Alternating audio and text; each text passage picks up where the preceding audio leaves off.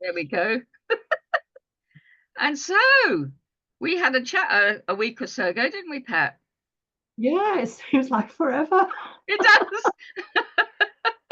I don't know. We jam in so much, don't we? We're so busy as people. We jam in so much that we think just a short while ago was ages ago. It's mad, really. Yeah, there's I tell you what, 12,000 miles is a long way. It is a long way. Yes, and I still can't get my head around the fact that it's 6 p.m. there and it's 9 a.m. here. Yeah, Yeah. it's mad. It's mad. But it is what it is. Anyway, so So, what did we get out of our chat? well, I thought it was interesting that we both had a different focus because as we were just looking over now, I got more about your business and you got less about my business and more about what I do. Yeah, yeah. I like to dig behind the person behind the business because it you know then how they kind of tick. And I suppose I like to stay in safe territory. That's a British thing, actually, staying It in is safe. actually, yeah, it's very true. Maybe I'm a bit unconventional. No. So yeah, it was interesting because I mean, when I was talking about your business, I was really interested because, as you say, look, working with a cards business, and the fact that 2020 into the COVID period, the lockdowns and the Yeah, restrictions, actually that would have been a boom period for the cards industry.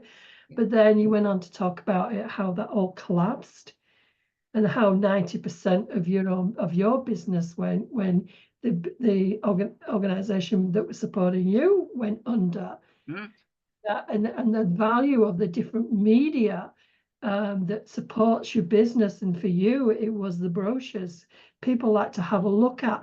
And it reminds me of one thing I remember from the UK was those catalogs, those yes, Christmas ones where you could order your Christmas cards. I mean, that's it's still right.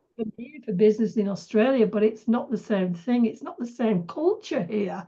It Mm, might have changed even over there, but I mean, my memories are still in that space. So I can see, the whole thing, how the whole industry has collapsed, and the fact that the whole idea of having the brochures and not having the brochures. yeah.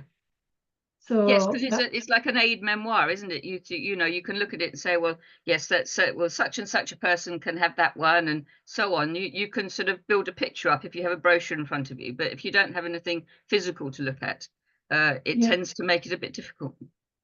yeah. So yeah, no, that's what the main thing I remember. There's just a couple of things about you personally.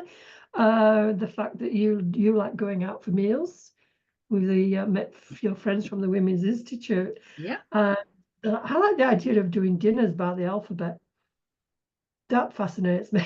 Yeah, well, we just thought that it would be something different. So, and it makes us look into a wider sphere of what's available. So, we're on our second round now. So, because COVID held things up quite a bit, we then took off again. And RWI sadly closed down, but we've joined another one. So the group's sort of been revived. And I think the Z was that we did was Zorro, and it was a Greek restaurant in a town, a city of Chelmsford. So we're starting again with the letter A. So we're up to C now. Next month we go to C, which is locally. But what I do is I do a poll for people, and I research. So I give them about 4 or 5 different restaurants or pubs, and they vote, and then the most voted for we then go to, and then we choose a date. Yeah. Sounds good. And the other thing you were talking about was the use of spider plants to reduce radiation.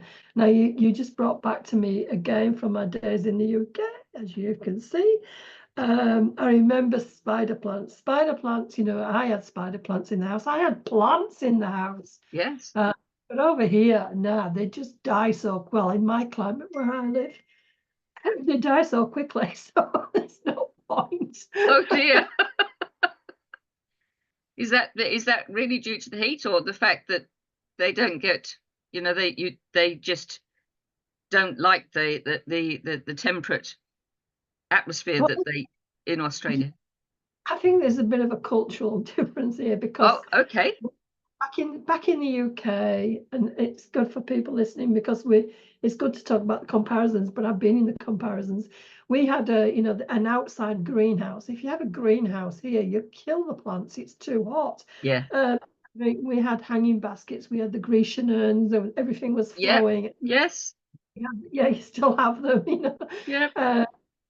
And the plants and the seasons, and you know what time, the crocuses and the snowdrops, and then your daffodils and the tulips, and then you go Yes. to forget that.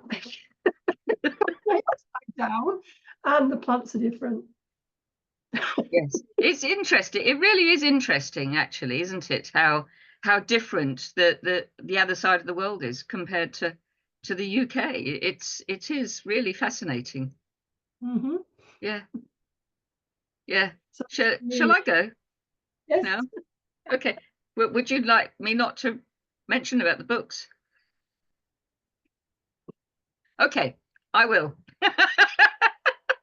So, what did I learn about Pat? Well, I didn't really ask many questions about Pat's business because I like to get to know the person a bit behind the business. So, I gleaned some information from her. So she alluded the fact that she liked to read when she was younger, some Millie Molly Mandy books, and that she moved to Australia into about 2000.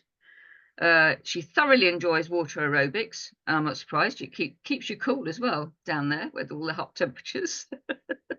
And fascinated and very interested with ancestry. Mm-hmm. So you've done quite a bit of ancestry, haven't you? Yeah, I can. There's a fact here. If Ian's listening to this is another one of those facts, and I've just disappeared. Is that anybody from the northwestern Europe at some time is going to track themselves back to a common ancestor? Well, a few of them, Charles the Bold and Charlemagne. So I've managed to do that through two of my lines, but I can say that, but I can honestly also say, if you are of Northwestern European heritage, you will at some point link back to Charlemagne. That's fascinating. It really is fascinating how you can track back and find out about where we came from and what our ancestors. It just is. It's otherworldly, really, because we're not there now. It's fascinating, absolutely fascinating.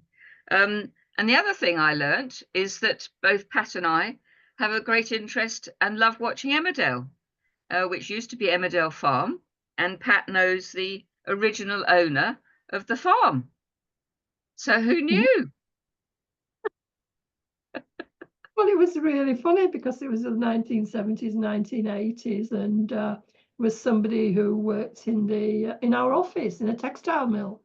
It was, I mean, he'd come to work in a Land Rover, and he was a farmer, but he worked in accounts or something like that. And you would never have thought that he was a farmer. And then it was said that he had his farm was used for filming Emmerdale Farm. And it just stayed with me for some time. And then just a few weeks ago, I thought out of the fun of it, I'd put his name in to Google. There he was. Yeah.